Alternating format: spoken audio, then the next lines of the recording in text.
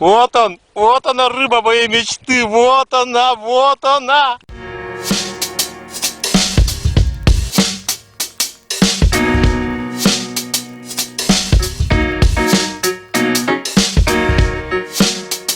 Я просто похлопал.